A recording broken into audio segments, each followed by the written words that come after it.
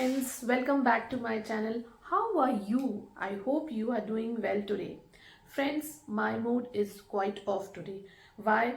Because in my neighborhood an elderly man passed away. Well friend, passed away means to die, मर जाना. इस phrase को हम condolence में यूज कर सकते हैं. But today in this video we will use these idioms. Bought the farm, kick the bucket, give up the ghost, meet once end. ये सारे ईडियम्स हम आज करेंगे इस वीडियो में. हम ये ईडियम्स अपने कैजुअल टॉक में बोल सकते हैं. कभी कोई मजाक कर रहे हो, आपस में बात कर रहे हो कैजुअली, तो हम ये ईडियम्स यूज करते हैं. बट अभी जब मैंने कहा पास्ट अवे, तो मैंने एक कंडोलेंस की बात बताई, तो हम उस ये जो कंडोलेंस की बात बताई उनमें हम ये idiom. So friends, let's start the video. First is bought the farm. Bought the farm means to die, मर जाना on the spot. किसी की डेथ हो जाती है तो हम बोलते हैं bought the farm. So इसके लिए हम सेंटेंस क्या बनाएंगे? इसके लिए सेंटेंस बन जाएगा the car crashed badly. The car crashed badly into the truck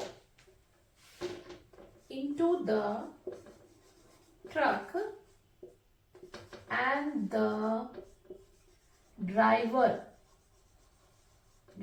चालक को बोलते हैं, and the driver bought the farm. Now I am using that idiom.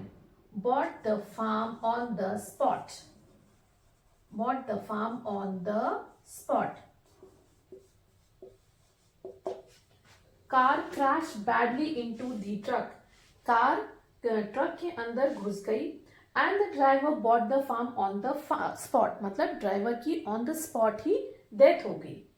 ये हो गया. Next idiom is kick the bucket. इसके लिए हम क्या सेंटेंस यूज करेंगे? किक द बकेट के लिए क्या करेंगे?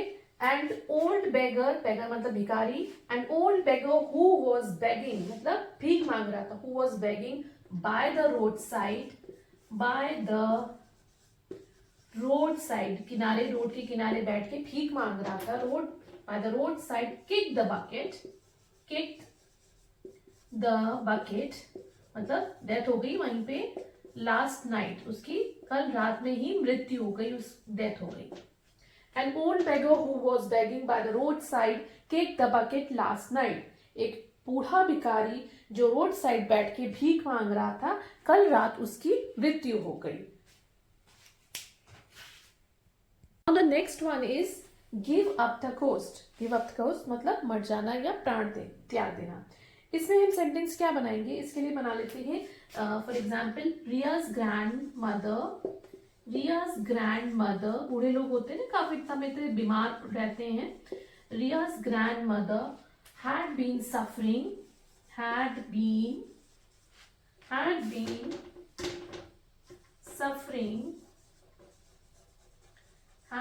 suffering from long illness.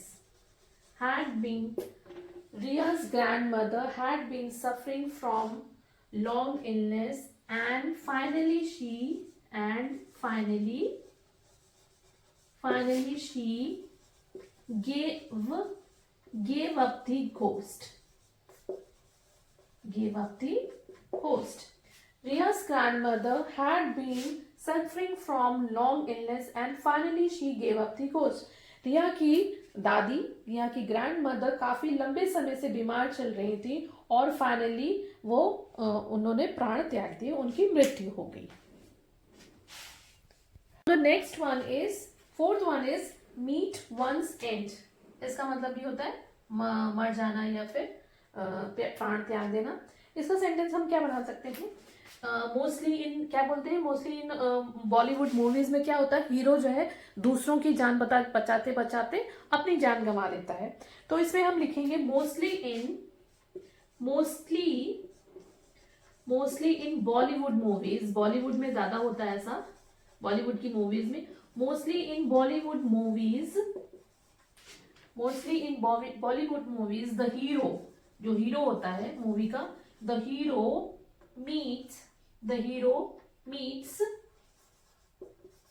meets his end meets his end saving others.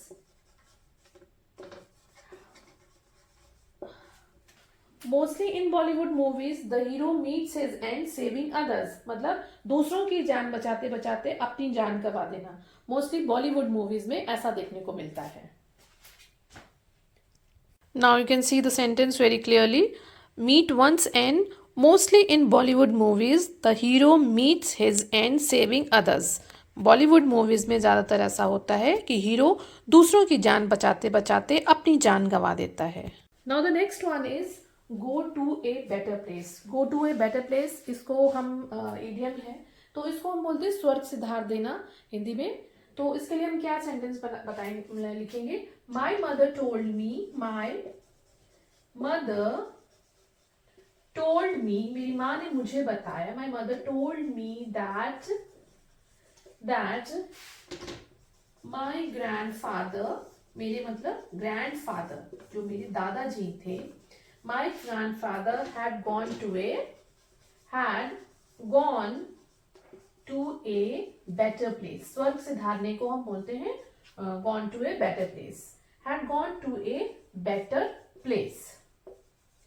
मेरी माँ ने मुझे बताया कि मेरे दादाजी had gone to, एक स्वर्ग से धार चुके हैं, that means he had gone to a better place. English में इसको बोलेंगे go to a better place, or you can change the sentence while writing gone to a better place. So ये सारे idioms हो गए फ्रेंड्स। ये idioms हम जब किसी से बात करते हैं तो थोड़ा सा चेंज करके वर्ड्स को बोलते हैं। idioms वही होता है कि when we play with the words, शब्दों से हम जब खेलते हैं, शब्दों को चेंज कर देते हैं, that is the idiom, that is the called phrases। आजकल phrases का भी बहुत जमाना है हम इंग्लिश की। फ्रेंड्स ये थे सारे idioms। idioms एक्चुअली क्या है, वर्ड्स को चेंज कर देते हैं, कुछ जिसके मीनिंग सेम रहते हैं, बस हम वर्ड्स को चेंज कर देते हैं और मीनिंग भी थोड़ा बहुत इधर उधर हो जाता है। बट इडियम होते क्या है, फ्रेजेस क्या है, it's the playing of words. हम वर्ड्स के साथ जब खेलते हैं, चेंज करके उसको बोलते हैं तो थोड़ा अच्छा लगता है। तो ये वीडियो आपको कैसी लगी कमेंट में जरूर बताइएगा, and do like share and subscribe.